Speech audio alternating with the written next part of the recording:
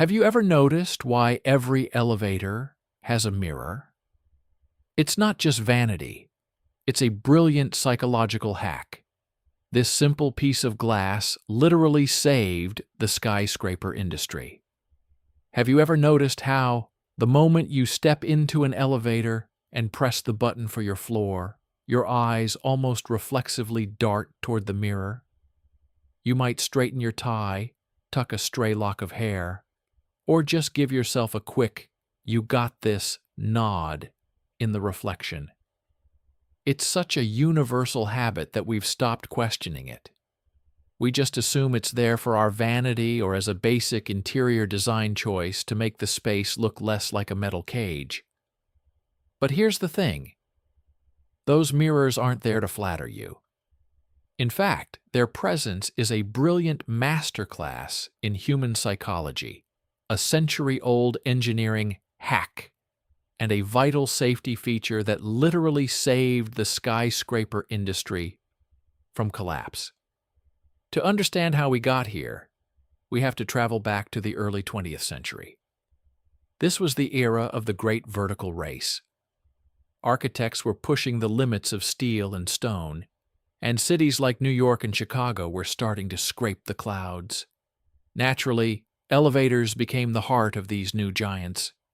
But there was a massive problem. The technology of the time was, to put it mildly, frustratingly primitive.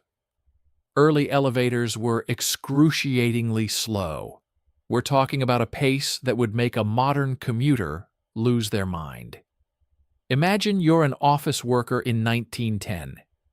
You step into this windowless, vibrating iron box, and you just stand there for minutes, staring at a blank wall while the cables groan. This created a dual crisis for building owners. First, there was the sheer boredom. In a phenomenon psychologists call empty time, a lack of stimuli makes our internal clock stretch. A 60-second wait felt like 5 minutes of soul-crushing stagnation. Second, and much worse, was the rise of claustrophobia. People felt trapped. The anxiety of being suspended in a small, dark void led to genuine panic. Building managers were drowning in complaints. "Make them faster," the tenants screamed. But here's the catch. The engineers couldn't make them faster. Not without rebuilding the entire infrastructure at a cost that would have bankrupted the owners. So, instead of fixing the machinery, they decided to fix the human brain. They brought in consultants, early pioneers of what we now call behavioral psychology, who realized that the problem wasn't the speed of the lift, it was the occupant's focus. When you have nothing to do, you focus on the passage of time and the closeness of the walls. The solution was as simple as it was genius: mirrors. By lining the interior with reflective glass, the architects achieved a psychological double tap. First, mirrors are the ultimate distraction. The human brain is hardwired to prioritize looking at faces, especially our own. Suddenly, instead of staring at a rivet in the wall and counting heartbeats, people were occupied with their own reflection. They checked their hats, adjusted their collars, and subtly observed other passengers. Time no longer felt empty. Secondly, mirrors solved the claustrophobia issue through a clever visual trick. They created the illusion of depth. By reflecting the opposite walls, the mirrors made a tiny 4x4 box feel like an expansive room. The crushing sensation vanished. The complaints about speed didn't just decrease, they stopped entirely. The elevators hadn't gained a single mile per hour, but in the minds of the passengers, the journey had become twice as fast. As decades passed, what started as a mental trick evolved into a non-negotiable standard for much more practical reasons. If you've ever felt a bit uneasy sharing a lift with a stranger, the mirror is your best friend. It acts like a rear-view mirror in a car, giving you a 360-degree awareness of the space without you having to awkwardly turn around. You can see what everyone is doing with their hands and where they are looking. It provides a subconscious sense of security and accountability. But there's a much more profound reason for these mirrors that involves accessibility and inclusion. In many parts of the world, including Japan and under the Americans with Disabilities Act in the US, mirrors are often a legal requirement. Think about someone in a wheelchair. If the elevator is too small for them to perform a full 360-degree turn, how do they exit? Without a mirror, they'd be backing out blindly, potentially hitting other passengers or getting caught in the closing doors. The mirror allows them to see the floor indicators behind them and navigate their way out safely and with dignity. It's not about vanity. It's about autonomy.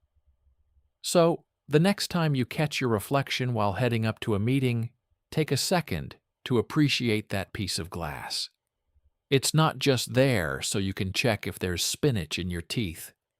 It's a silent piece of history, a clever trick of the light. That helped us conquer our fear of heights and made the modern metropolitan lifestyle possible.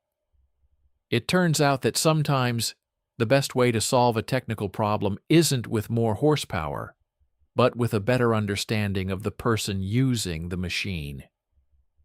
Beyond individual psychology, mirrors transformed the elevator into a social stage.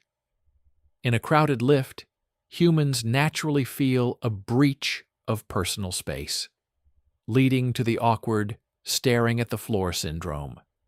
Mirrors break this tension by providing a neutral focal point that isn't another person's eyes.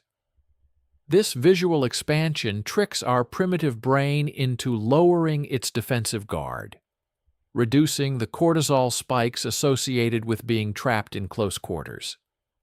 Furthermore, from a maintenance perspective, mirrors act as a silent deterrent against vandalism. Studies show that people are far less likely to damage property when they are forced to look at their own reflection while doing it. It turns out that simple pane of glass is doing the work of a security guard, and a therapist, and a social mediator all at once. It's a silent guardian of our modern vertical life. We take these boxes for granted, but every detail inside them has been carefully calculated to keep us sane and safe. From the first creaking pulleys to the silent magnetic lifts of today, the journey remains the same. It's about human connection. Skyscrapers redefined our world, and without this simple trick, we might still be living close to the ground.